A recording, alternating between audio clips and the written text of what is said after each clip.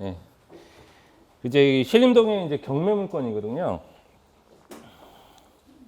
지금 현재 나와 있는 물건이요. 여기 보시면 아까 제가 말씀드렸던 데 있잖아요. 원룸 많은데 여기 보시면 다가구가 지금 하나 나와 있거든요. 보시면 가로치고 원룸 등위로 돼 있잖아요. 다가구인데도 원룸이 굉장히 많아요. 그러니까 요 집 같은 경우에도 거의 원룸 세대처럼 돼 있고요. 그다음에 여기 보시면 요거는 재개발 내에 주택이 하나 나왔어요. 단층 주택인데 경매 같은 경우에는 이제 재개발 지역에서도 뭐 이제 진행이 된다라고 하더라도 경매에 들어가게 되면 대부분 이제 인수할 수 있으니까 되게 좋기는 하거든요. 대신 위원회에 따라서 그냥 단순히 그러니까 그 조합원 분양에 대한 권리까지 다 받으셔야 되잖아요. 근데 그게 인정을 안 해주는 데가 있어요. 그런 건 조합 사무실에 들어가셔서 반드시 확인하시고 낙찰을 받으셔야 돼요. 자체 내에서 진행하는 거기 때문에. 그리고 재개발과 재건축에서 서울시 같은 경우에는 클린업 시스템이라고 그래가지고요. 거기 들어가시게 되면 진행 상황이 어떻게 되는지에 대한 부분들 다 나오니까 거기 들어가서 확인을 하시면 되고, 클린업 시스템 같은 경우에는 조금 어떤 서류상으로 이제 실질적으로 보고를 해야 되는 상황이기 때문에 조금 늦어요. 한 3개월 정도, 많은 건 6개월 정도까지 늦는 경우도 있으니까 진짜 중요한 거는 현장에 가서 확인하시는 게 중요하고요. 그 다음에 여기 위쪽에 보시면 숙박시설로 해가지고 물건이 하나 나왔는데 이것도 역시 마찬가지로 그냥 원룸이라고 생각하시면 되세요. 고시원이라고 생각하시면 되고요. 경매 모르시는 분들이 있을 것 같아서 기초는 조금 대충 알아야 될 것 같아서 제가 대략적인 거 갖고 왔거든요. 말소기준 권리, 그러니까 경매의 가장 큰 장점은 말소기준 권리를 이해하시면 말소기준 권리부터 그 밑으로는 다 소멸된다고 생각하시면 되세요. 말소기준 권리가 무엇이냐 하면 저당이랑 근저당 하고요. 압류, 가압류, 담보가 등기, 강제 경매 개시 결정등기, 임의 경매 개시 그러니까 경매 개시 결정등기도 마찬가지고 요 네 개가 총 그러니까 어떻게 보면 6개, 총 6개가 이제 말소 기준 권리거든요. 그러면 가장 이 중에서 가장 먼저 제일 먼저 등재된 권리 이하로는 싹 소멸된다고 생각하시면 되세요. 그 외에 뭐 좀 복잡한 부분들이 있는 부분들은 그냥 무시하고요. 대부분 이런 물건들이 거의 한 70% 이상을 차지하니까, 그리고 임차인에 대한 권리만 어느 정도 이해하시면 될 것 같고, 그다음에 이제 전세권이 있는데 정세권은 요 세 가지 경우를 다 충족을 해야 말소기준 권리가 될 수가 있어요. 목적물의 전부요. 그러니까 일반 단독주택 같은 경우에 1층이 있고 2층에 있는데 내가 2층으로 전세 갈 수가 있잖아요. 그런 경우에는 말소기준 권리가 안 돼요. 근데 뭐 아파트 같은 경우에는 단독세대다 보니까 거기 같은 경우에는 여기 목적물 전부로 이제 포함이 되겠죠. 그렇게 이해하시면 되고, 또 경매 신청을 내가 해야 돼요. 전세권을 통해서 강제 경매 신청을 내가 해야 돼요. 그다음에 가장 빨라야 돼요. 뭐 근저당도 있고 여러 가지 권리들이 있을 거 아니에요. 그 중에서 내가 전세권이라는 게 제일 빨라야지만 이제 전세권 말소기준 권리가 될 수 있거든요. 이런 경우는 많지 않기 때문에 이런 것도 있다라는 걸 좀 이해하시고, 전세권이 혹시나 말소기준가 될 수도 있으니까 체크만 하시면 되시고요. 뭐 이제 유치권이나 흔히 가장 어렵다고 생각하시는 부분들의 권리 분석 중에 이런 유치권이면 분묘기지권, 법정지상권, 관습법상 법정지상권 이런 것들이 있잖아요. 이런 걸로 많은 수익을 내고 계신데 저 개인적으로는 저는 이거 안 해요.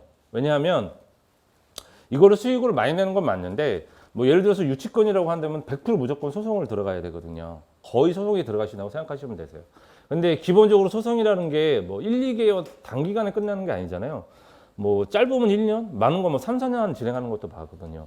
수익률은 높기는 하겠지만 그만큼 기간이 길어지기 때문에 저처럼 저는 빨리 회전을 좀 시키고 싶거든요. 이거는 조금 어려운 것 같아서 기본적인 내용들에 대해서는 이해를 하고 있지만, 왜냐 권리 분석을 해야 되니까 그 부분에 대해서 이해를 하셔야 되겠지만, 기본적으로 경매에 나오는 물건에 좀 전에 말씀드렸듯이 70% 이상은 말소기준 권리에 대한 부분들을 이해하시고, 임차인에 대한 부분들을 내가 임차인에 대한 보증금과 잔존기간이라는 부분들을 내가 인수를 할 건지 말 건지 여부만 체크를 하시게 되면 권리 분석이 끝나는 물건들이 거의 대부분이라고 생각하시면 되세요.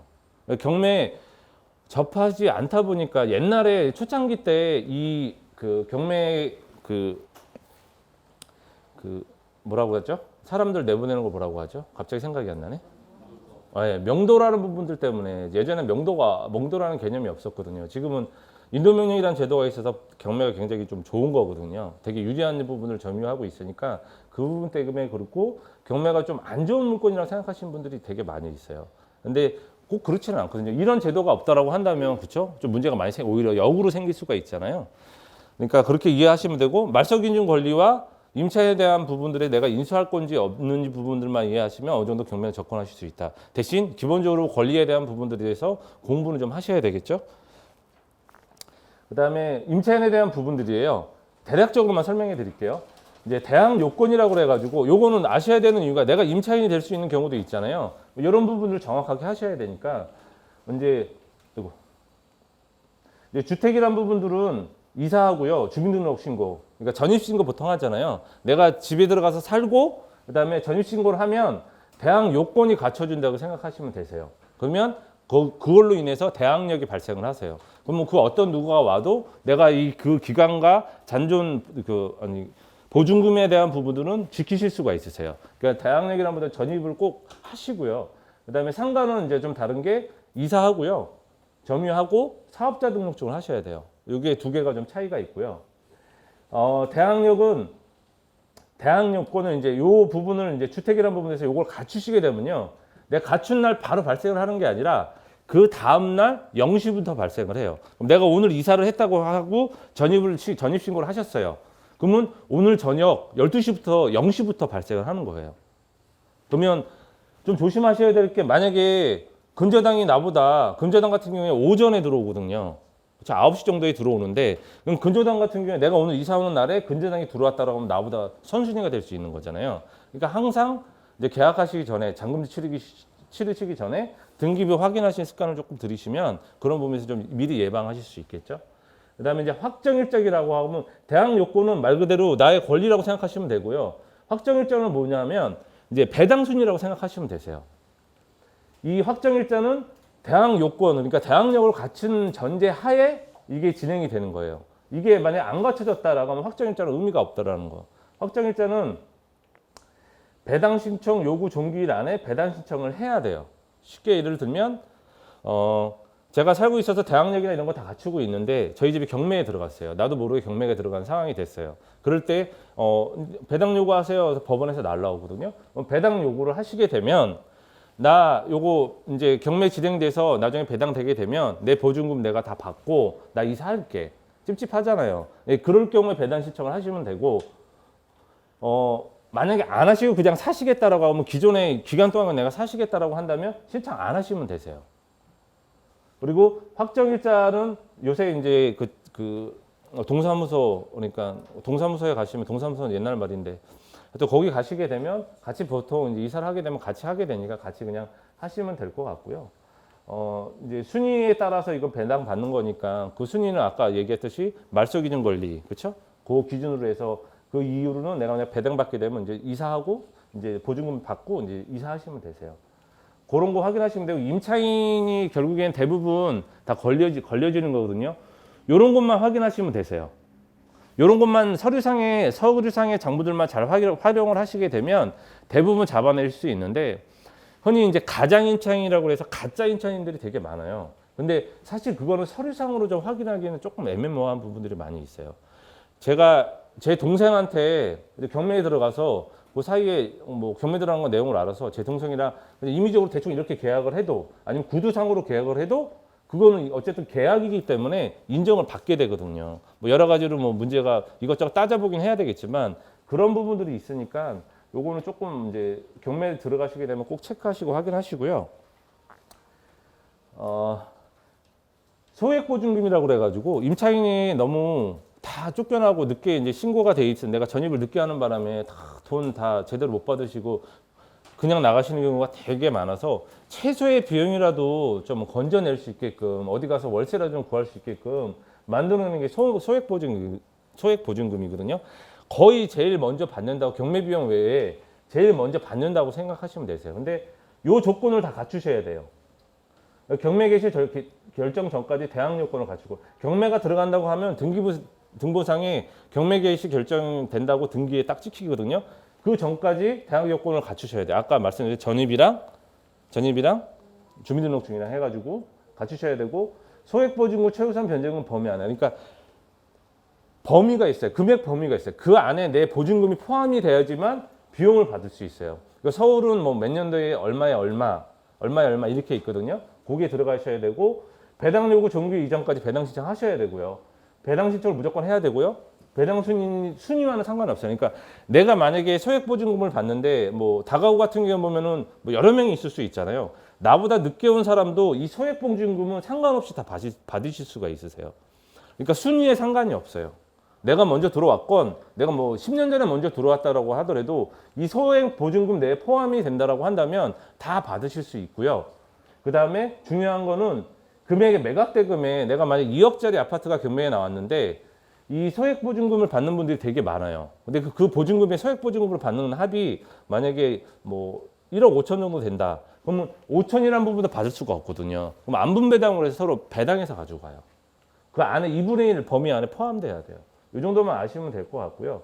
이제 성립 요건은 마찬가지로 이 대항 요건은 꼭 갖추셔야 되고 배당 신청 이 두 가지만 있으시면 돼요. 위에 거랑 약간 다르죠? 요거 이제 범위 내예요. 뭐 예를 들어서 서울시 같은 경우에는 현재 옛날 거고요. 지금 거. 2010년 3월 31일부터 발행된 건데 서울까지 1억 안에 포함이 되면 그중에 3,400만 원까지는 받을 수 있는 거예요. 그러니까 1억이면 내가 뭐 보증금이 5천이고 뭐 월세를 뭐 한 40만 원 정도 내신다라고 하더라면 5천 중에 3,400만 원은 먼저 받아가시는 거고요. 나머지 부분들은 아까 말씀드렸듯이 확정일지에 따라서 배당 순위에 따라서 결정이 되는 거예요. 그 정도만 이해를 하시고요. 이런 부분들이 경매에는 있다라는 거. 제가 조금 말씀드렸던 요 부분만 이해를 하고 가셔도요. 경매 현재 나와 있는 권리 분석이라는 부분에서 어느 정도 이해가 되시기 때문에 그것만 조금 공부하시면 현재 나와 있는 물건 중에 한 70% 정도는 충분히 입찰 하실 수 있고 명도나 이런 부분들은 사실 좀 어렵고 겁나시잖아요. 근데 명도도 사실 사람이기 때문에 그렇게 어렵지는 않거든요. 저도 처음에 했었을 때 이제 무당이라는 부분들이 무당하시는 분이 딱 있어가지고 무당하는 거 되게 어렵다고 그러잖아요. 그래서 엄청나게 겁먹고 갔는데 저 처음 초창기 때 저는 경매 누구한테 배운 게 아니라 책만 보고 저 혼자 그냥 머리 이렇게 들이밀고 그냥 했거든요. 그러다 보니까 겁이 되게 나더라고요. 막 벌벌 떨면서 가서 그 나중에 이제 명도 확인서 쓸 때도 막 손 막 벌벌 떨면서 썼거든요. 아줌마 왜 이렇게 떠냐고 천천히 쓰라고 막 그러긴 했는데 그런 거 보면서 근데 생각보다 그분들도 역시 마찬가지로 저희가 무기를 쥐고 있기 때문에 오히려 그분들이 더 많이 흔들려요. 똑같아요, 상황은. 그러니까 그런 부분에 크게 걱정 안 하셔도 되고 굳이 불안하시면 저한테 물어보셔도 되고 또 의뢰를 하셔도 되고 그러시면 되니까 저기 우리 원택식 연구원 없네요. 원택식 연구원한테 의뢰를 해도 되고 전화번호 없으신 분들은 제가 전화번호 좀 이따 적어드릴 테니까 궁금한 거 있으면 언제라도 물어보세요. 근데 제가 좀 단점이 이게 부동산 뭐 공부들 다들 하시니까 아시잖아요. 뭐 하나 하다 보면 진짜 많이 해야 되잖아요. 뭐 물어서 가다 보면 진짜 한도 끝도 없거든요. 밤새는 시간도 되게 많잖아요. 잘 안 봐요. 전화도 잘 안 받아요, 제가. 그런데 괜히 나 싫어하나 보다 그렇게 생각하시지 말고요. 그냥 카톡이나 문자 주시면 나중에 제가 확인하거든요. 그러면 좀 늦게라도 제가 아는 한도 내에서는 답변 드릴 부분들은 답변 드릴 테니까 그렇게 주시면 될 것 같아요. 이제 앞으로 가셔서 물건 하나만 갖고 왔거든요. 한번 기본적인 거 설명해 드려야 될 것 같아서.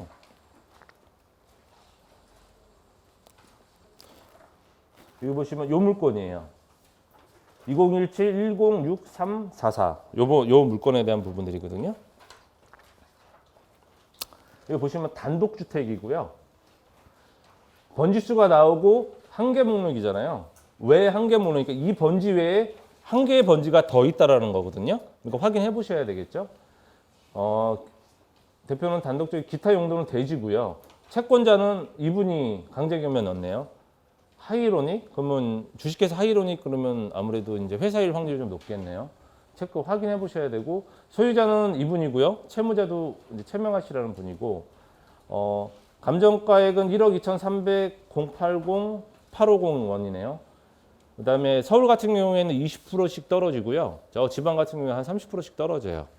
20% 떨어져서 최저 경매가가 요거고요. 공매랑 경매랑 다른 거는 보증금을 경매는 요 금액만 요거의 10%만 준비하시면 되세요.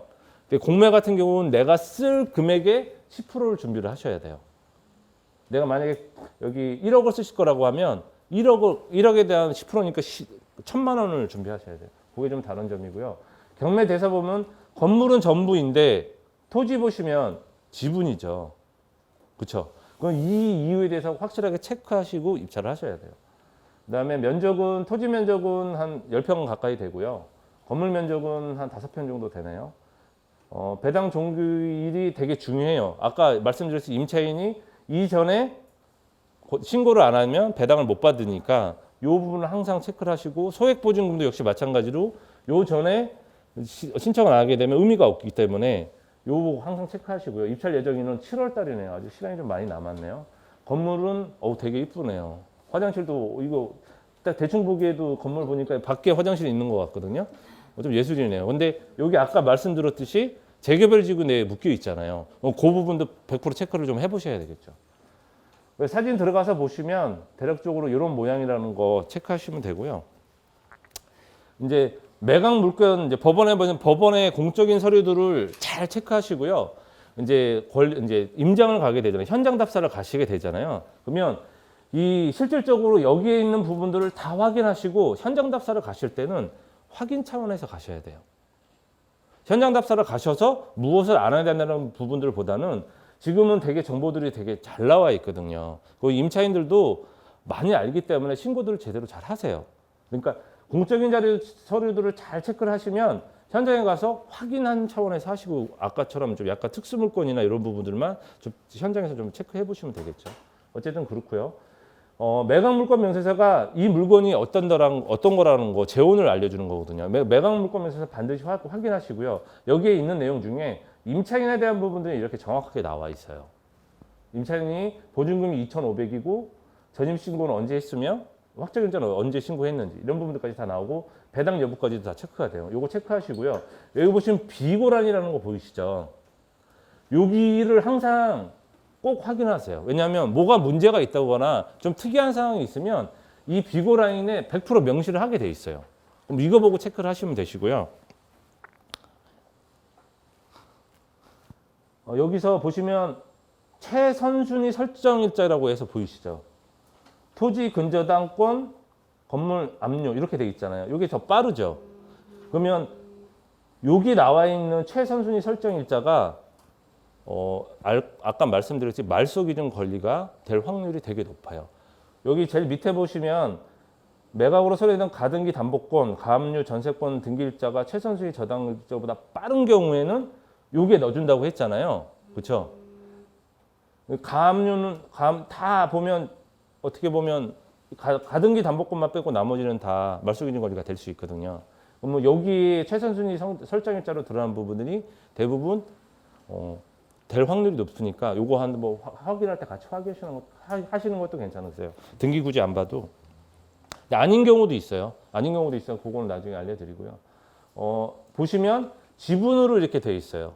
거기 아까 전면 내용은 없었지만 등기사항에 들어가서 보시면 최명관하는 분이 4분의 1 정도를 갖고 계세요. 그리고 최병문이라는 분이 4분의 3을 갖고 계시고요. 그럼 실질적으로 이제 지분 경매라고 좀 생각을 하셔도 무방하실 것 같아요. 그렇죠? 그러면 전략을 좀 잘 짜셔야 되겠죠. 그리고 공유자 우조 매수 신고권이라 그래가지고 지금 한 번에 신청하실 수가 있거든요. 그럼 이분은 공유자 이거 4분의 1밖에 안 되니까 충분히 들어오실 여력이 되니까 이런 부분들을 조금 고려하셔야 되겠죠. 그리고 여기에 이제 요약사항에 보시면 갑구와 을구에 대한 내용들 나오기 때문에 근저당권이라든지 이런 부분이 나오니까 여기서 말소기준을 찾으시기가 조금 편하거든요. 이걸로 보시면 되고요. 이제 문건 접수 처리 내역인데 이게 이해 당사자들이 법원으로 보낸 서류들이에요.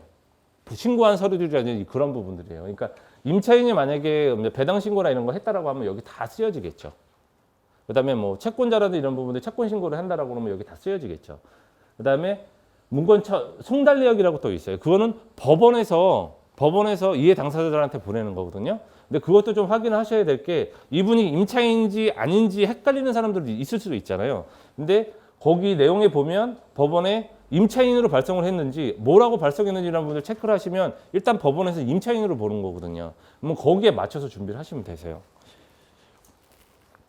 요게 이제 권리 분석을 해놓은 상황이거든요. 보시면 요 상태고 이게 아까 말씀드린 소액보증금에 포함 2,500이 포함된 이 부분은 다 배당받아갈 거 아니에요. 그렇죠? 그러면은 나중에 명도라는 부분에 대해서 조금 수월하시겠죠? 요게 이제 말소기준 권리고요. 성남 북부지사라는 국민건강보험에서 요게 말소기준 권리고 압류니까 요게 말소기준 권리고요. 그다음에 이제 임차인에 대한 사항 요렇고요. 전입 신고만 했고 배당 신고만 했어요. 어쨌든 최우선 변제 금액은 이제 전입과 배당만 하면 이제 받을 수 있으니까 요 날짜가 2018년 3월 2일 날 신고를 했잖아요. 아까 그거보다 후가 됐는지 안 됐는지는 꼭 체크하시고요. 나중에 여기 보시면 6월 26일이잖아요. 그러니까 충분히 그 안에 포함되니까 상관없이 배당 받아가시는 거고요.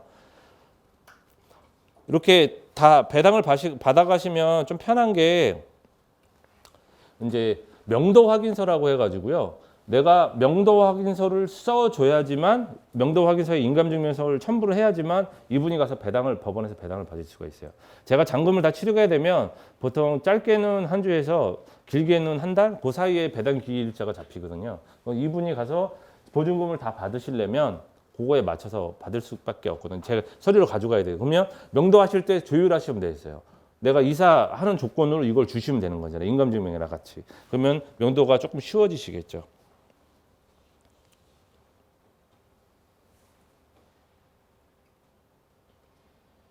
근데 그 좀 전에 봤던 물건은 이제 지분자가 있으니까 그 부분에서 조금 거리는 부분이 있어요. 100% 제가 보기엔 4분의 1밖에 안 되면 들어올 확률도 있거든요. 근데 또 돈이 없으시면 또 못 들어올 수 있으니까 그거는 직접 현장에서 탐문하실 수밖에 없으세요. 그게 이제 알아내는 게 진짜 경매에서 실력이겠죠. 이분이 과연 들어올지 안 들어올지. 시간이 계속 길어져 가지고요. 그다음에 아까 말씀드렸던 그 위에 있는 다가구, 원룸에 있는 다가구들이거든요. 다가구 나온 물건인데 지금 보시면 그 다가구가 굉장히 인기가 좋잖아요. 단독주택이랑. 관심 태인에만 18명이고 대법원에 28명이나 돼요. 이게 아마 경쟁력이 굉장히 높을 거라고 예상이 되고요. 다가구 같은 경우에 땅값만 어느 정도 생각을 하시면 어느 정도 거의 맞더라고요. 제가 쓰는 방법 중에 하나는 기존에 한 1년치라는 부분들을 가격을 실거래가 들어가시면 다 다운받을 수 있잖아요. 다세대도 그렇고 다가구도 그렇고 아파트는 워낙 가격 자체가 명시가 잘 돼 있으니까 크게 문제가 안 되지만 다가구나 다세대 같은 경우에는 좀 힘들거든요. 그러면 1년치 정도 요 지역에 있는 걸 다운을 받으세요. 다운을 받으셔서 평균가를 내시는 거죠. 대신 지하는 빼고요. 제일 꼭대기는 빼고요. 왜냐하면 가격이 조금 차이가 좀 많이 나잖아요. 빼시고 거기에 평균가를 내면 나중에 이제 입찰 가격 산정을 하실 때 좀 지표로 잡으실 수 있죠. 그렇게 하시면 되고요. 요건 제시 건물 이렇게 들어가 있는데요. 제시 건물이 들어가 있을 때 감정평가에 들어가셔가지고 요 금액이 포함이 됐는지 안 됐는지만 체크를 하시면 되세요. 그러면 어쨌든 이게 제시의 건물이고 불법 건축물이라고 하더라도 내가 돈을 주고 산 거기 때문에 나한테 권리가 있는 거거든요. 근데 여기에 금액이 포함이 안 돼 있다. 그럼 별도로 돈을 주시고 소유자한테 사셔야 돼요. 그러니까 그런 부분을 체크하시고요. 이제 여기 임차인이 아무리 다가오다 보니까 이렇게 많이 있고요. 여기 보면 비고란에 보시면 아까 말씀드렸듯이 정효영, 세대주 김성재 이렇게 돼 있죠. 그러면 요거 확인하시면 되세요. 뭐 특이한 상황이니까 이거 내용이 나온 거거든요. 그다음에 등기사항에 보시면 번지수가 이것도 역시 2개예요. 아까 보면은 메인에 보시면 번지수가 하나로 돼 있죠. 하나로 돼 있죠. 한 개만 별도로 있네요. 그러면 이 부분도 2개로 돼 있으니까 왜 그런지에 대한 부분들을 체크를 하셔야 돼요. 토지 별도가 등기가 있는지 아니면 어떤 부분들이 있는지.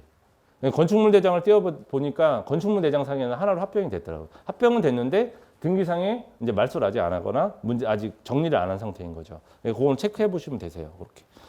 요거는 건물이 이렇게 돼 있는데 제가 이거 빨간 표시하는 게 옥상이거든요.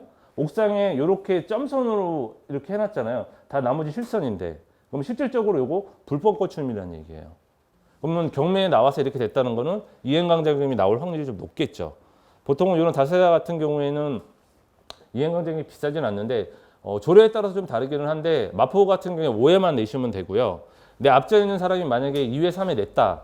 안 냈어도 뭐 불법 건축물로 걸려가지고 내 그 지로용지가 날라왔다. 그분이 2회까지 냈는데 내가 3배부터 낼 차례잖아요. 그럼 그 이후에는 그 사람한테 책임이 있기 때문에 나랑 상관이 없고요. 3회부터 내시면 되고요. 3, 4, 5회 딱 내시고 끝나면 위에 그냥 건축물 대장사 불법 건축물이라고 위반 건축물이라고 딱 찍혀져만 있고 뭐 권리나 이런 행사하는 데 전혀 문제가 없어요. 근데 간혹 와가지고 원상복귀하는 명령이 떨어질 수도 있어요. 그럼 원상복귀를 하셔야 돼요. 요거는 지자체 담당자한테 확인하시는 게 가장 빠르세요.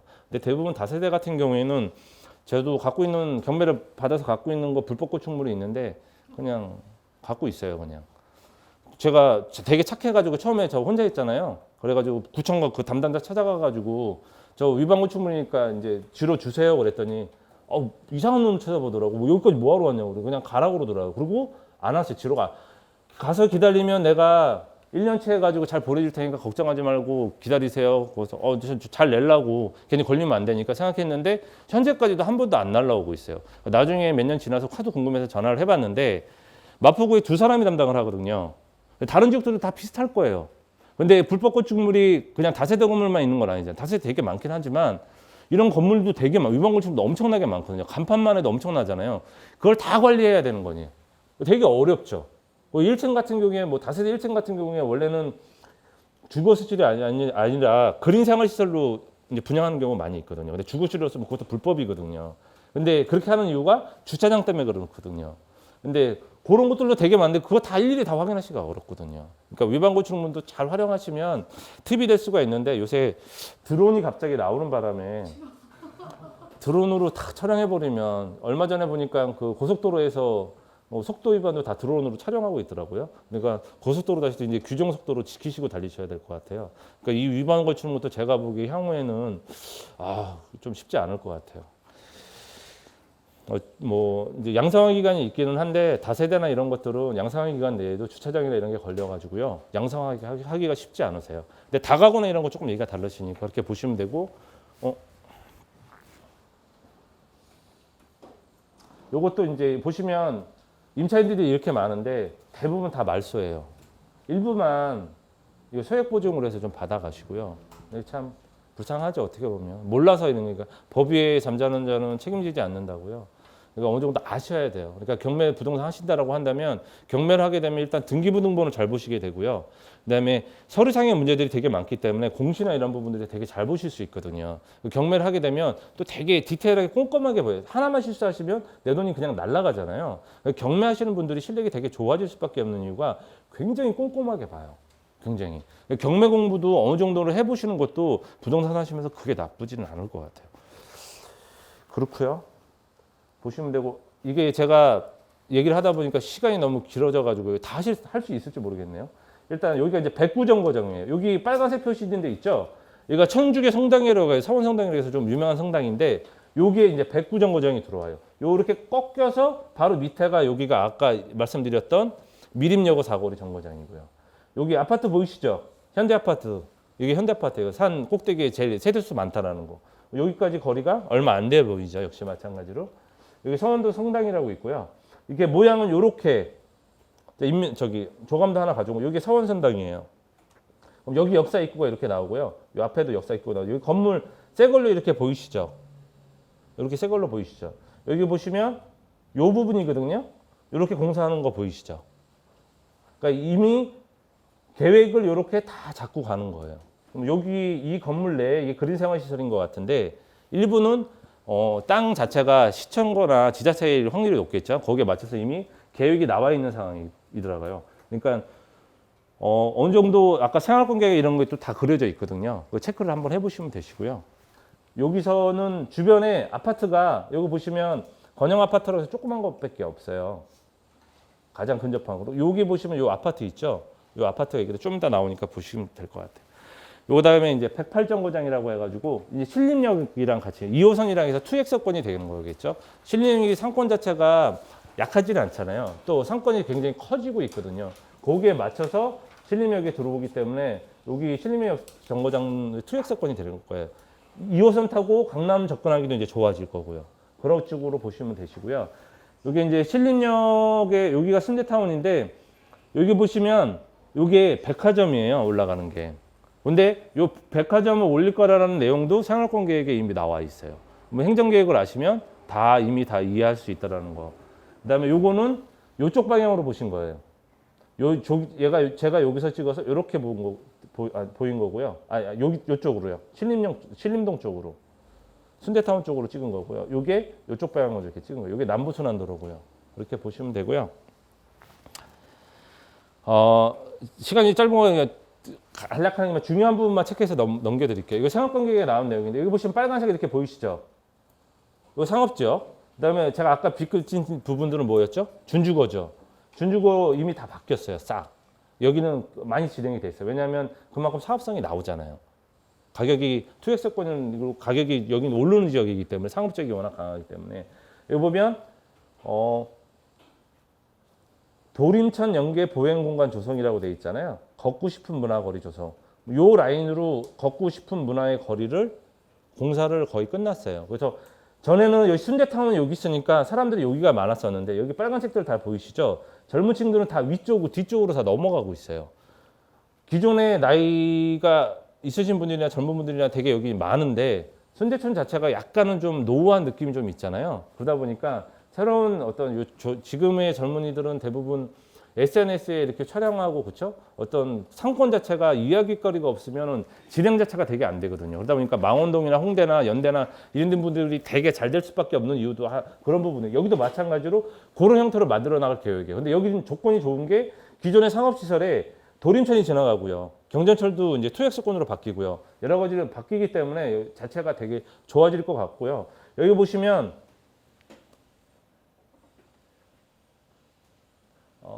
다음에 나오겠네요. 여기 있다. 롯데백화점 주변 상업지역에 연결되는 그린 상업 중심주로 육성이라고 돼 있잖아요. 당국사거리 예정역, 당국역 사거리. 그러면 바로 위에거든요. 이런 부분들이 아예 미리 다 나와 있거든요. 롯데백화점 그 위에 있잖아요. 이미 올라가 있잖아요. 그렇게 확인하시면 되고요. 이렇게 이제 전철에 대한 부분들이 상업관계에서 나온 부분들이니까 여기 보시면 문화 도입 및 주차장 공간 확보. 이걸 왜 말씀드리냐면 사람들이 많이 찾아올 거 아니에요. 주차 공간이 되게 부족해요. 주차장 사업을 하시는 것도 제가 보면 괜찮을 수 있겠다는 생각이 좀 들더라고요. 요 주변에 입구면은 되게 좋겠지만 너무 비싸니까 좀 힘들 것 같고 좀 빠져가지고 이런 데라도 그렇죠? 어쨌든 주차장을 차를 끌고 대부분 오시기 때문에 그 라인에 주차장 사업을 좀 한번 해보시는 것도 괜찮을 것 같고요. 그리고 여기 보시면 아까 제가 말씀드렸더니 1인 가구 밀집 지역의 임대주택 및 생활 편의시설 확대라고 되어 있잖아요. 여기 이렇게 딱 네모나게 딱 구역이 아예 그려져 있죠. 여기 이미 다 매입을 해서 제가 올 말 정도에 임대주택이 진행된다는 거 그렇게 보시면 될 것 같고 이것도 인기가 되게 좋겠죠. 그만큼 국가에서 진행하는 그 가격 자체가 월세가 저렴하고 다 뭐 리모델링하거나 새로 짓거나 이런 대부분 그렇게 하기 때문에 굉장히 깨끗하고 좋을 수밖에 없거든요. 이거 신림은 지구 중심이거든요. 광역 중심이나 이런 건 나중에 도시기동계 강의를 하게 되면 거기서 들어보시고요. 지구 중심이고요. 상업 지역에 맞게끔 진행이 된다라고 하고 여기 보시면 쇼핑몰 여기 기존 대규모 쇼핑몰 및 상업시설과 연계한 상권 활성화.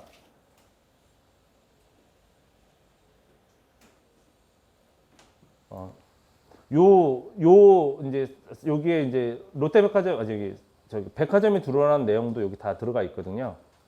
그거 나중에 제가 상업공역에 다 들어가서 확인해 보시면 그렇게 아주 디테일하게 나와 있어요. 디테일하게 나와 있으니까 그거 같이 체크하시면 되고 여기 순대타운이고요.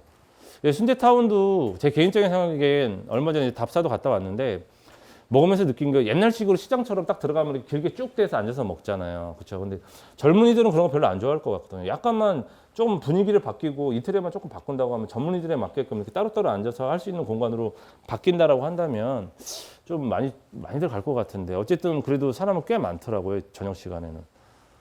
요거 이제 신림주천 주변이고요. 이게 도림천이에요. 되게 잘 해놨죠. 깨끗하게 정비가 잘 돼 있죠.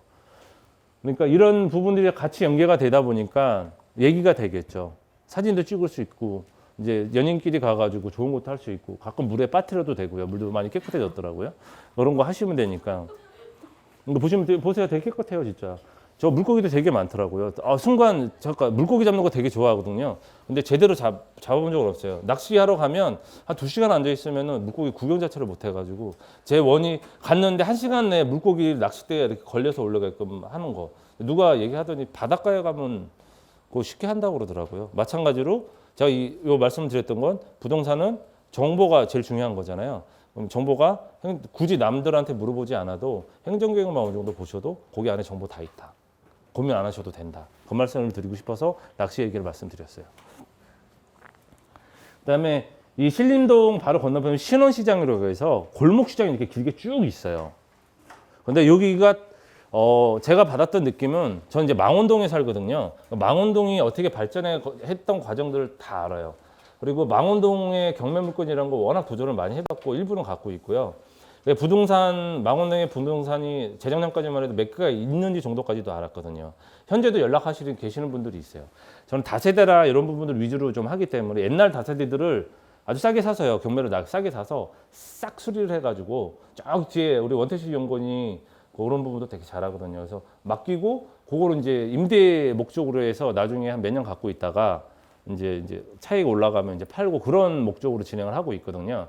그러다 보니까 다세대에 대한 시세를 제가 부동산 사장님보다 더 잘 알았어요. 그래서 역으로 이제 시세나 이런 부분들은 역으로 저한테 전화 와서 물어보는 경우도 되게 많이 있거든요.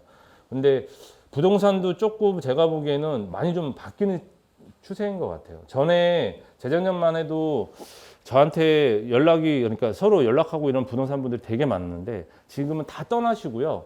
젊은 층으로 다 바뀌더라고요. 젊은 층으로 다 바뀌었고, 기존과는 이렇게 중개하는 그런 패턴들이 좀 많이 달라졌어요. 현장 답사 가실 때 특히 현장 답사 잘 하려면 이제 부동산에 많이 들어갈 수밖에 없잖아요. 그렇죠? 부동산에 들어가서 제일 잘 하시니까 부동산이 그 상황들이나 이런 부분들은.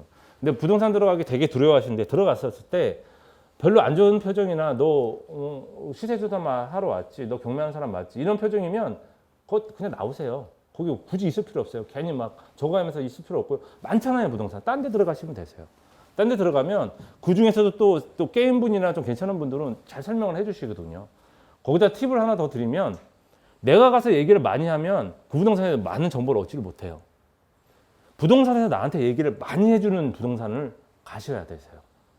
노원 같은 거 하시면 더 좋고요. 그런 가서 들어가서 이 사람 별로 얘기 안 한다. 연세가 있으신데 별로 얘기 안 하고 얘기를 안 한다. 그럼 나오세요. 딴 데 가세요. 부동산 많습니다. 그렇게 하시면 되시. 나의 기준에 맞춰서 부동산을 접근하시면 되는데 지금 대부분 부동산을 접근하실 때 남들이 했던 패턴들을 따라가는 건 좋기는 하겠지만 그것도 여러 가지로 한계성이 있는 거죠. 시장이 굉장히 빨리 변해요. 지금 뭐 오픈에 나와 있는 경매 물건을 접근하는 방법들 보면 다 옛날에 이미 다 해서 돈 다 벌어서 뭐 한 예를 들면 비탈길에 지하인데 실질적으로 1층과 같은 되게 많잖아요. 그 물건 나오면요 어떨 것 같아요? 엄청나게 많이 특히 서울 같은 경우에는 되게 많이 해요. 또 거기 역사에 가깝다? 더 많이 들어가요. 그렇죠? 그러니까 남들보다 조금 한 발짝 좀 빠르게 가시거나 남들이 좀 하지 않는 새로운 패턴의 투자 방법은 좀 사실 필요하긴 한 것 같아요. 또 엉뚱한 대로 샜는데 하여튼 요 지역 주변에 요 시장이랑 똑같이 요게 시장이 이렇게 간다라고 하면 도림천이 이렇게 따라가요. 우측으로. 바로 이제 신림역이겠죠. 그리고 옆으로 조그만 골목이 쭉 들어가요. 근데 전에는 신림역이 여기 있다 보니까 이쪽에 생활하시는 분들이 시장을 통해서 이렇게 가거든요. 그러면 여기 놀러 갔으면 시장이 있으니까 한 번쯤 들려볼 거 아니에요. 제일 중요한 건 핫도그가 맛있는지 맛이 없는지 확인해 봐야 되니까. 아직 망원동 핫도그보다 맛있는 건 제가 못 봤거든요. 1,000원짜리인데 나중에 망원동 오시면 그 핫도그집 어디냐고 물어보시면 제가 알려드릴게요. 위치 찍어드릴게요. 진짜 맛있어요, 핫도그. 제가 본 거기에 마약 같은 거 혹시 타는 거 아닐까 생각이 좀 들긴 하는데 마약이 더 비싼가요? 하여튼 어쨌든 제가 맨날 늦게 들어가니까 못 사가는데 저희 보통은 싸가가지고요. 돌려먹어도 되게 맛있더라고요. 그 정도로 망원동 그러니까 그 기준이 되거든요. 시장을 가는 또 하나의 이유는 시장을 가게 되면 그 지역 주변의 생활 수준을 알 수 있어요. 물건을 뭘 파는지 알잖아요. 그렇죠? 수준을 판가름할 수 있어요. 그래서 시장 라인이 있기 때문에 얘기거리가 있기 때문에 그 옆에 여기에 똑같이 골목길로 진행해 나가고 있거든요. 근데 거기에 조금씩 이제 커피숍이나 좀 젊은이들이 좋아하는 것들 좀 바뀌어 나가고 있거든요. 그러니까 요 추후에 여기도 좀 바뀔 수 있지 않을까라는 생각에서 제가 요 시장 사진 찍어왔고요. 여기에요. 보시면 이제 원래는 이렇게 간판 실사 출력 이런 것들이 많았는데 보시면 바도 보이고 식당도 보이고 그렇죠? 공인중개사들 순댓국집도 있네요. 뭐 이렇게 옛날에 있던 분들은 그대로 있고요. 거기에 맞춰서 조금씩 요런 식당이나 바나 저쪽 밑에 가면 커피숍도 있거든요. 그런 것들이 조금씩 생기기 시작하더라고요. 보시면 되고요. 요 말씀을 드리는 이유가 요 길이에요. 시장은 요거고요. 여기서부터 이렇게 다 연결돼 있어요. 시장은 전체가. 신원시장, 여기서부터 여기까지 신원시장이고요. 여기는 봉천시장이라고 불리거든요. 대부분 그냥 신원시장이라고 하는데 좀 전에 보였던 사진 라인길이 요거예요. 여기 보시면 동부 아파트거든요. 신림역에서 되게 가깝죠. 기존에 역사도 가까운 데다가 이쪽 끝에 있는 분들이 좀 거리가 멀긴 했었는데 여기 또 역사가 또 생기는 바람에 가깝죠. 투엑스권으로 바뀌니까 여건은 굉장히 좋아질 것 같아요. 여기 동부 아파트 요 뒷길도요. 여기 앞부분의 일부지만 다가구랑 단독주택이 있었는데 다 커피숍이랑 맥주집으로 바뀌었어요 이미.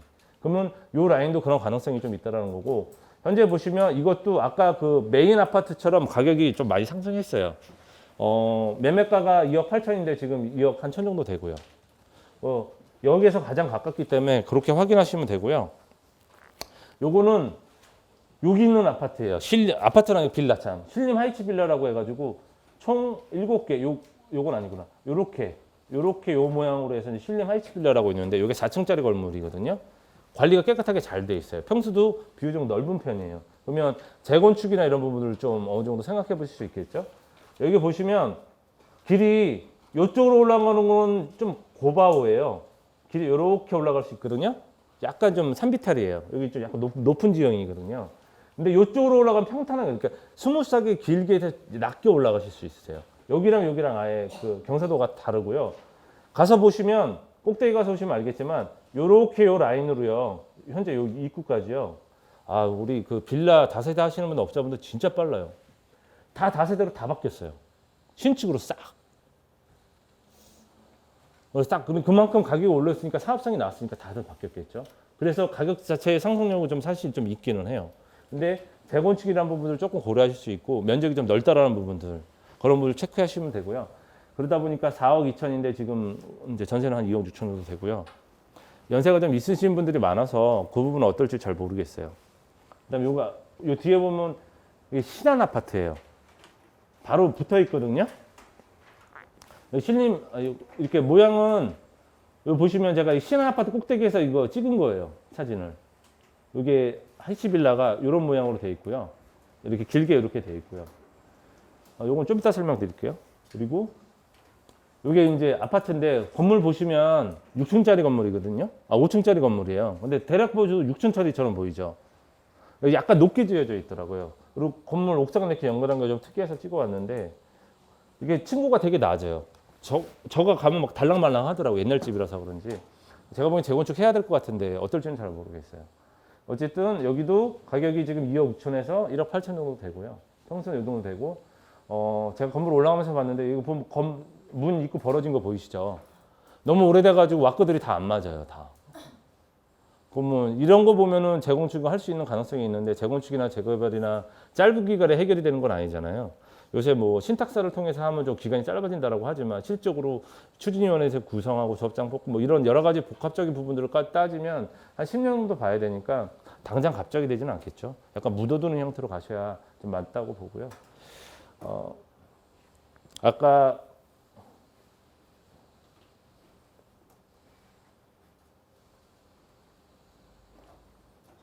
여기 보시면 이거 빌라 보이시죠? 다 같은 거예요. 위치가 어디냐면 여기 보이시죠? 어반 벨리스라고 되어 있는 거예요. 어반 팰리스라고 되어 있는 거예요. 여기가 다 이 빌라로 짓고 있어요. 다 짓는 건 아니고 현재 9개 동까지 졌는데 12개 동을 질 거래요. 지하를 다 뚫어가지고 지하 주차장을 다 만들어놨어요. 산비탈이니까 일부는 지하 주차장이 없는 데도 있고 없는 호수도 있고 밑에 쪽으로 가면 이제 지하 주차장이 있고 그런 상황이거든요. 깨끗하다 보니까 선호도는 좀 있는 것 같아요. 근데 분양은 많이 안 됐거든요. 이유는 되게 비싸요. 한 전용 제가 보기에 한 11평 정도 되는 게 한 2억 한 7, 8천 정도 불렀거든요. 전용 한 15평 정도 되면 14평, 15평 정도 되는 게 한 3억 한 3천 정도 되니까 가격 싸지 않죠. 그러면 다세대가 향후에 5년의 가격이 오를 거를 생각하고 분양을 해요. 그러면 그걸 생각하시면 추후에 진행 상황에 봤을 때 그 정도의 전용 면적 땅 저는 경매를 하다 보니까 다세대는 대부분 지분으로 많이 계산을 하시잖아요. 근데 저는 전용 면적 땅 얼마인지 계산을 해요. 왜냐하면 대작 들어가 보면 지금은 베란다 면적 이런 거 확장이 다 가능하잖아요. 다 확장해서 베란다 일부 세탁기만 놓을 수 있는 데만 빼놓고 나머지 그 베란다 면적들은 다 분양평수에 다 포함이 되어 있는 거거든요. 그러면 가서 얘기할 때 뭐 한 실평수가 한 뭐 7, 8평이라고 한다면 실질적인 평수는 한 12평, 6평밖에 안, 전용 면적은 그것밖에 신고가 되는 게 그것밖에 안 되는 거거든요. 뭐 그거 평당 얼마인지 계산을 해보고 현재 옆에 있는 다세대가 얼마인지 계산을 해보면 향후에 얼마 정도 올라갈지가 보이실 거 아니에요. 그렇죠? 그 정도로 어느 정도 이제 감가상각이라는 거 생각하셔가지고 추정을 하시면 되세요. 이해하셨죠? 다세대는 전용 면적으로 보시는 게 가장 좋으세요. 경매물건은 여기에 하나 나왔고요. 여기가 이제 서원정선다 역사가 들어오는 위치고요. 여기에 다세대 빌라가 하나 이제 신건으로 해서 하나 나온 게 있고요. 5월 17일이니까 오늘이 어제 한 거네요. 그렇죠? 그러니까 가격 떨어지는지 어떤지 확인해 보시면 될 것 같고요. 그다음에 공매가 여기 그린생활시설로 해서 나왔는데 이것도 거의 이제 원룸에 가깝고요. 요거 이제 1호거든요. 여기에요. 옛날에는 지하를 좀 높게 하다 보니까 요게 지하고요. 위에가 1호예요. 1층이에요. 그럼 어떻게 보면 좀 약간 뭐 1.5층이라고 보통 얘기들을 하는데 그렇게 보시면 되고요. 뭐 특별한 사항은 없어요. 양현정이라는 분이 임차인으로 있고 1989년 12월 22일 날 있으니까 말소 기준보다 훨씬 빠르겠죠. 그래서 인수해야 돼요. 훨씬 빠르니까. 남대문이 근저당이 2011년 10월 17일 들어왔으니 훨씬 빠르죠. 그리고 배당 신청이나 이런 거 확정 일정이나 안 받고도 배당 신청도 안 했잖아요. 그렇죠? 이분은 그냥 살겠다는 얘기겠죠. 그러면 이런 부분을 잘 조율하시면 되고 요걸 제가 가져온 이유는 만약에 이 물건이 정말 괜찮다라고 한다면 대부분 임차인이 이렇게 살겠다라고 하면 잘 안 들어가시거든요. 근데 좋은 조건이 뭐냐면 일단 이런 물건들을 받게 되면 수리하셔야 되죠. 그렇죠? 임차인 다시 받으셔야 되죠. 기간이나 비용이나 많이 들어가거든요. 근데 이분 같은 경우에 살겠다라고 하니까 사실하고 그냥 놔두시면 되잖아요. 그렇죠? 보증금만 알고 있다라고 한다면 그러면 나중에 시세 차익을 내가 보고 들어가신다라고 한다면 그 기간 동안 살고 계신다면 살고 계시라고. 그럼 난 비용이 들어가는 부분들이 없잖아요. 매매하시면 되죠. 임차인 끼고. 그렇게 생각하시면 되세요. 근데 이런 부분들 다 임차인이 있으면 잘 안 하시려고 하시더라고요. 오히려 임차인도 관리 잘 하시는 분들은 집 관리 또 잘하거든요. 그 부분만 하고 체크를 하시면 되실 것 같아요. 근데 다세대는 조심하셔야 될 게 어떤 업자가 건물을 짓느냐에 따라 아예 달라요. 아예. 저희야 워낙 많이 보다 보니까 대충만 봐도 이거는 뭐 정도 수리하면 되겠다 대충 견적이 나오시지만 처음에 가서 보시게 되면 좀 많이 꼼꼼하게 보셔야 돼요. 장판 같은 것도 한번 들어보셔야 되고요. 10년 정도 지나면 제대로 된 모르타나 이런 걸 쓰면 좋은데 그렇지 않은 경우 그냥 바닥 다 깨져버리거든요. 그런 것도 체크하셔야 되고 뭐 화장실 배기도 보면 가짜도 있어요. 화장실 대부분 지금 창문이 없고 안으로 들어가 있잖아요. 그래서 강제 배기 시키잖아요. 그게 이제 후황이라고 하죠. 거실에 후황이랑 같이 연결돼서 이제 밖으로 배출하게 돼 있거든요. 근데 그게 가짜도 모양만 있는 것도 있어요. 왜냐면 설비 자체가 비싸니까 대충 짓는 거거든요. 그럼 그걸 확인하시려면 옥상 가셔가지고 배기구가 있는지 없는지 체크하셔야 돼요. 배기구가 두 가지예요. 화장실이랑 지금은 아예 따로 뽑아요. 현재 2012년 이후에는 따로 뽑게 돼 있어요. 덕트를 올려서 따로 뽑게 돼 있기 때문에 환기구가 두 개여야 돼요. 한 세대에. 한 라인에. 그러면 만약에 두 라인으로 해서 총 8세대라고 하면 환기구가 4개여야 되는 거죠. 이해되셨죠? 꼭 그런 건 아니지만 거기에 맞춰서 대부분 하니까 그렇게 좀 꼼꼼하게 보세요. 물 새거나 이런 부분들 건물 대충 지으면 물 많이 새잖아요. 특히 마무리 같은 거 잘 안 해놓으면 많이 새거든요. 그런 거 꼭 반드시 체크하셔야 되고요. 그다음에 여기가 107정거장이에요. 아까 생활관계에 보시면 롯데백화점 여기다 넣고 상업시설을 강화한다고 그랬잖아요. 여기 롯데백화점 보이시죠? 그래서 이렇게 들어온 거거든요. 요 역사하는 위치는 여기에 들어오고요. 여기 보시면 봉천 1주택 재건축이라고 해서 여기도 재건축 지역이 이렇게 있어요. 여기는 106정거장이에요. 보람에 보면 바로 입구거든요. 요 위치에 들어오고 여기 이제 그 병원 있잖아요. 그렇죠? 병원 있는 바로 여기 앞에 들어오고 여기에 오피스텔의 주상복합 건물들이 좀 있고 롯데백화점 여기고요. 그다음에 요 라인에 차량 기지가 이렇게 들어가요. 요 밑에 사진에 보시면 이렇게 차량 기지가 들어가요. 여기 차량 기지가 들어가고 요 앞에 보면 여기 이렇게 쓰레기 이렇게 모아서 정리하고 뭐 이런 데라더라고요. 그래서 관악구 클린센터라고 돼 있는데 이것도 이전 계획이 있습니다.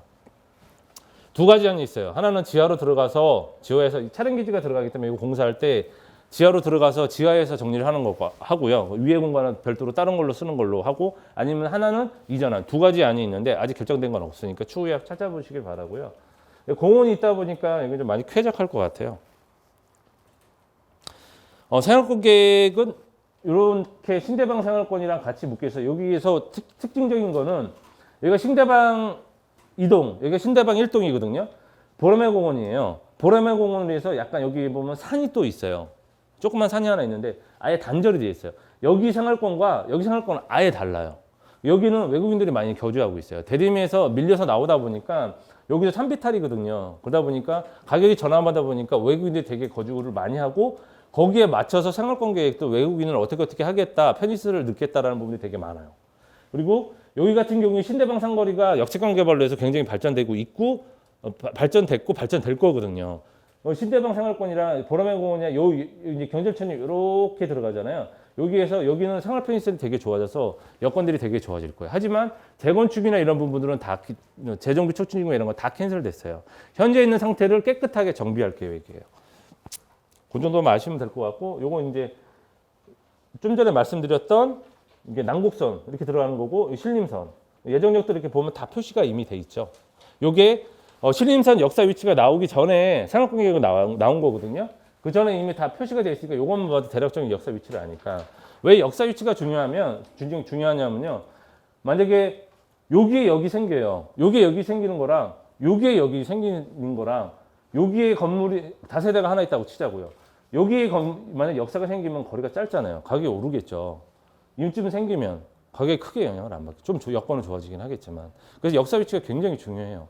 그 역사 위치를 중심 거점으로 개발하니까 역사 위치를 무조건 잘 보셔야 돼요. 특히 역세권 개발이 걸려져 있는지, 역세권 개발이 뭔지 잘 모르시면 지구 단위 계획이 묶여져 있는지, 토지 이용 계획 확인을 띄워봤는데 그 역사 위치에 지구 단위 계획이 묶여져 있어. 그럼 역세권 개발 하신다고 생각하시면 되세요. 하시면 되고요. 나중에 생활권 계획 확인하시면 되고, 여기에 건물 공매가 하나 나와 있고요. 여기 역사 위치가 여기거든요. 여기 보면은 이제 경매 물건이 하나 나와 있어요. 아파트인데 주상복합이거든요. 주상복합으로 나와 있고요. 그다음에 좀 너무 물건이 없어가지고 약간 거리가 좀 있기는 한데 좀 여기도 이쪽이 좀 산이에요. 이 도로가 있는 라인들이 신림동 쪽은 신림봉천 쪽은 도로가 있는 라인들 쪽이 평지라고 생각하시면 되세요. 상업시설들이 다 그쪽 라인으로 깔려 있고요. 다 주거시설도 다 산 위에 있다고 생각하시면 되세요. 생각보다 고바위가 심한 데도 되게 많고요. 여기도 역시 산 꼭대기 쪽이고요. 가격은 이렇고요. 이거 왜 이러냐면 이쪽은 동작이랑 좀 가까워서 사당이랑 좀 가깝잖아요. 어쨌든 우리나라의 서울의 특히 건물은 강남을 얼마나 빨리 접근할 수 있느냐, 강남에서 거리가 얼마나 되느냐, 이 두 가지가 가격을 좌지우지한다고 해도 과언이 아니니까 그렇게 보시면 되고요. 이거 아파트는 여기 보라매 삼성 아파트라고 있어요. 이게 1995년도에 들어온 거거든요. 가격은 5억 2,500이고 전세가는 4억 정도 되세요. 그 다음에 여기 보면 4개 동짜리 이렇게 쪼르르륵 있는 거 보이시죠? 이게 해바라기 아파트라고 그래가지고요. 120세대짜리예요. 그리고 가격은 2억 6천이고요. 전세가는 9천이에요. 이게 이렇게 전세가가 엄청 싸냐면요. 요거 아까 봉천 1구역으로 묶어 있었죠. 1-1구역으로. 여기 포함이에요. 이렇게. 포함이에요. 그래서 이제 그 기대감 때문에 더 안 들어가는 것 같아요. 진행 상황 이런 것들은 이제 들어가서 코리아 시스템 들어가서 확인해 보시고요. 요거랑 바로 위에 보시면 이편한 세상이라고 있죠. 역사 위치에서는 사실 조금 더 떨어져 있죠. 근데 위에 신대방 상거리 여기서 보면 7호선은 여기가 더 가까워요. 그럼 가격은 당연히 여기가 더 높을 확률이 높겠죠. 확인해 보시면 같은 이제 여기 위에는 104구역인데 보면 6억, 1억이 넘게 차이가 나죠. 6억 9천이니까 한 1억 5천 정도 차이 나네요. 비슷한 평수가. 그 다음에 전세가도 5억 4천 정도 되고요. 그리고 연식도 이게 조금 더 깨끗해요. 가격 올리시는 거 보면 계속 꾸준히 오르고 있고요. 그 다음에 105 정거장은 여기에요. 아까 106 정거장은 여기면, 그러니까 보라매 공원에 두 개가 생긴 거예요. 이렇게 생길 수밖에 없는 게 여기 이제 차량 기지가 들어오면서 같이 역사를 뺀 것 같아요. 요 역사를 빼면서 요 위치가 같이 생긴 것 같고요. 여기도 보면 뭐 기상청이라든지 이제 관공서 시설들이 조금 있어요. 그리고 아파트들이 좀 있거든요. 요것도 이제 서울에 좀 근접하다 보니까 가격대가 많이 높아서 제가 그 라인을 많이 안 뽑았거든요. 그 다음에 그 위에 보시면 7호선이나 연결되는 보라매역이 돼요. 요것도 이제 투약세권이 되겠죠. 여기서 요쪽 라인은 다 신길동이에요. 요렇게. 신길동 이제 시작했죠. 핫하죠. 가격 장난 아니죠. 그렇죠? 거기에 대한 영향력에다가 경전철까지 하면 만약에 여기 투자하시면 훨씬 더 좋고요. 중심지에 투자하는 게 최고니까. 근데 중심지에 들어갈 수 있는 여건이 안 되신다라고 한다면 이쪽 지역은 공업고등학교잖아요. 그렇죠? 학교가 있으니까 규제 사항들이 많겠죠. 한계치가 좀 있겠죠. 그러면은 요쪽 라인 아니면 요쪽 라인인데 여기 보시면 요 길이거든요. 여기는 보라매 공원이 요쪽 라인에 있잖아요. 그러면 이쪽 라인이 조금 더 좋아질 확률이 상업지역은 조금 더 높아질 수 있겠죠. 그렇게 접근하시면 되세요. 입지는. 요거는 이제 철도가 이렇게 되고 신길로로 이렇게 해가지고 환승역세권이고 요거 보면 신풍역이랑 이제 두 개의 환승역세권. 신풍역은 신안산선을 가니까 파급효과는 여기가 훨씬 더 크겠죠. 가격도 여기가 훨씬 더 많이 올랐습니다. 실적으로 나중에 비교해 보시면 요거는 경제철이다 보니까 파급효과가 작기는 하지만 그래도 강남 접근하기가 신림동이나 이런 쪽은 훨씬 더 좋아지니까 작지는 않다라는 거 이해하시면 되시고요. 아까 제가 좀 전에 설명을 잘못 드렸는데 서부선 같은 경우에 시작이 세전력인데 제가 연신내라고 잘못 말씀드렸어요. 신분당선이라는 좀 헷갈려가지고요. 전철이 너무 많아가지고 좀 헷갈렸던 것 같아요. 세전에서 시작하니까 세전력 주변 응암오거리 그래서 아까 응암오거리를 말씀드렸던 이유가 세전력 주변에는 그 상업지역이 발달할 수가 없어요. 왜냐하면 불광천이 딱 가로막혔거든요. 근데 응암오거리 쪽은 홈플러스도 있고요. 또 옛날에 감자탕 거리라고 해서 기본적인 상권이 있어요. 그런 부분들 살릴 계획이기 때문에 그쪽 라인도 좀 괜찮을 걸로 보여요. 그리고 이제 경매물건은 여기에 하나 나왔고요. 지금 여기 같은 경우에는 배당 다 받아가니까 큰 문제는 없겠네요. 다세대가 좀 왔고 이것도 여기도 산이에요. 약간 언덕 위에 올라가 있고요. 오피스텔 여기 신대방역 상거리가 여기 보시면 시장도 있고 여기가 좀 발전을 많이 했어요. 실질적으로 중심은 여기 보라매역보다는 여기가 좀 더 강하다고 생각하시면 되세요. 여기를 보시고요.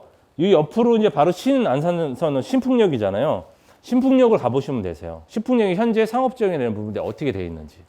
아마 이 이상으로 아마 바뀌지 않을까라는 생각이 돼요. 그건 광역철도잖아요. 안산부터 해가지고 쭉 저기까지 이제 서울역까지 나중에 들어가게 되는 거잖아요. 파급효과가 훨씬 더 크겠죠. 그런 부분도 같이 비교하시면 되세요. 그러니까 부동산을 바라보실 때 기준점이 있으면 접근하기가 조금 편하세요.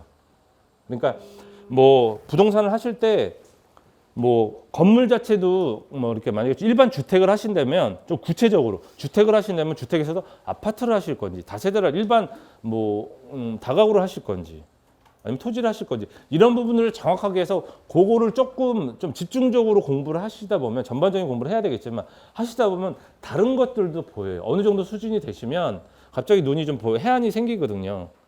제가 그래서 저는 미친 듯이 그냥 경매청만 보고 시작을 했었거든요. 그러다 보니까 나는 실력이 굉장히 낮다고 생각하고 지금 현재도 굉장히 사실 낮지만 어느 정도 되니까 입지가 조금씩 보이기 시작하더라고요. 그러니까 내가 제일 잘하는 거 아니면 내가 잘하는 지역 제일 좋잖아요. 우리 동네 바로 동네 그냥 좀 바로 앞에 전철로 있으시다라고 하더라도 동네가 어떻게 바뀌는지 이렇게 쭉 한 바퀴 한번 돌아보시고 부동산도 괜히 들어가가지고 커피 한 잔 얻어 먹으시고 그러면 바뀌어가는 상황들을 좀 아시게 되잖아요. 그런 것들이 나중에 쌓이다 보면 부동산에 대한 보는 눈이 굉장히 트이거든요. 그렇게 하시면 되고요.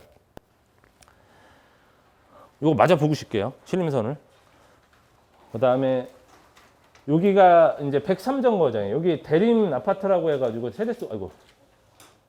세대수가 좀 넓어요. 좀 많이 있어요. 여기가 다 신길동이고 이쪽은.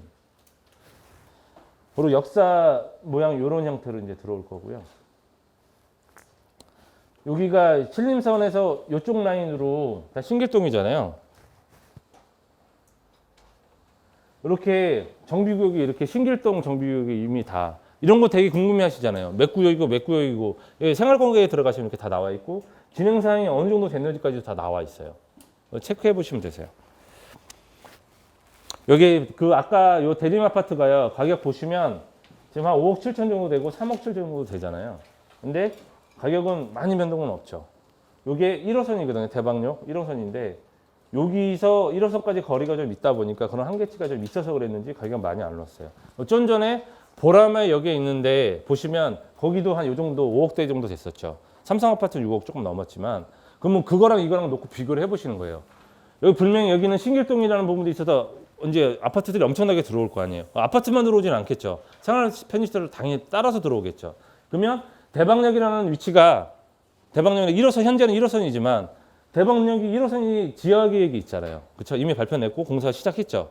그러면 지하계획 있으면 여의도로 접근하기가 좋아지겠죠. 그러면 단순히 지하계획만 있지는 않을 거 아니에요. 여기도 이제 경제처리 쓰기위해서 투약서건이 되는데 그러면 단순히 지하만 하지 않을 거 아니에요. 역세권 개발로 한다고 했으니까 여기에 복합개발 계획이 있거든요. 그러면 추후에 이것과 거기 보라매역에 있는 대림 아파트와 비교를 해보시면 어디가 더 많이 올라갈지 대번에 이해가 되시겠죠. 그럼 어디에 투자하실지도 이해가 되시죠. 그렇게 투자를 하시는 거예요. 접근하실 때. 그다음에 좀 전에 말씀드렸던 대방역. 대방역은 지금 현재 여의도를 접근할 도보로 접근을 한다고 하면 요 다리로 건너가시거나 아니면 저기 밑으로 내려가셔가지고요. 저 한강대교 있는데 그쪽으로 접근하셔야 고수부지나 여의도로 접근하실 수가 있으세요.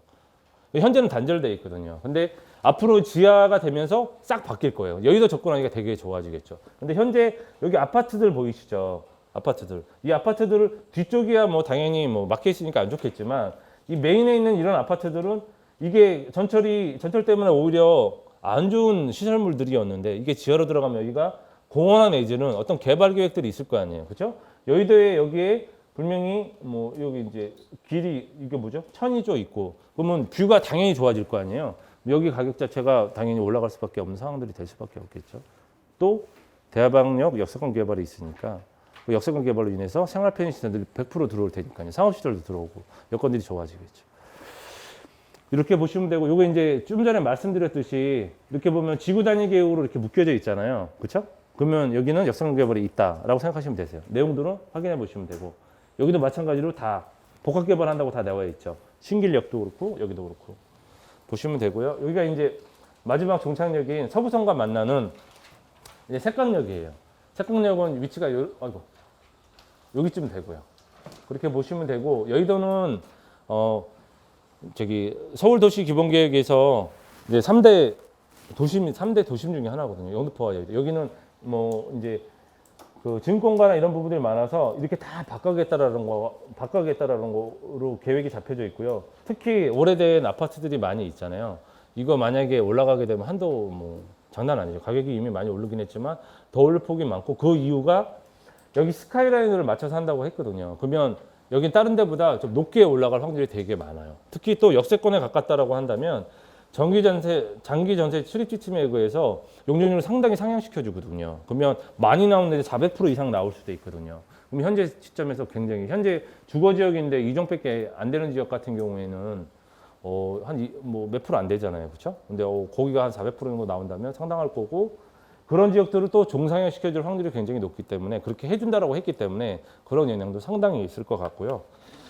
조금 쉬셨다가 저기 경매권은 여기 하나 나왔는데 11억 4천 얼마인데 지금 14억인데 한번 떨어져고 이거 주상복합이거든요. 뷰가 상당히 좋더라고요. 그리고 지금 매매가가 같은 게 요걸 거예요. 요 라인 요거. 근데 지금 전세는 한 8억 정도 되거든요. 갭이 조금 많이 들어가니까 좀 고려하셔야 될 것 같고.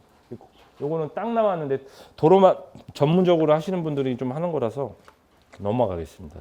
그다음에 색강역에 굳이 영향을 받는다면 여기도 자이 아파트가 영향을 좀 받을 것 같아서 갖고 왔는데 가격이 조금씩 올라갔어요. 근데 여기는 경전철 때문에 올라가는 건 아닌 거라고 보거든요. 여의도는 재건축을 좀 잘 보셔야 돼요. 주변의 재건축이 어떻게 바뀌는지 그런 부분들에 따라서 주변의 영향들이 많이 있어요. 다 아파트들이 되게 다 오래됐거든요. 그렇게 체크하시면 되세요. 고생들 잠깐 쉬셨다가요 마지막 총총하게 다 할 수 있을지 모르겠어요. 좀 쉬셨다.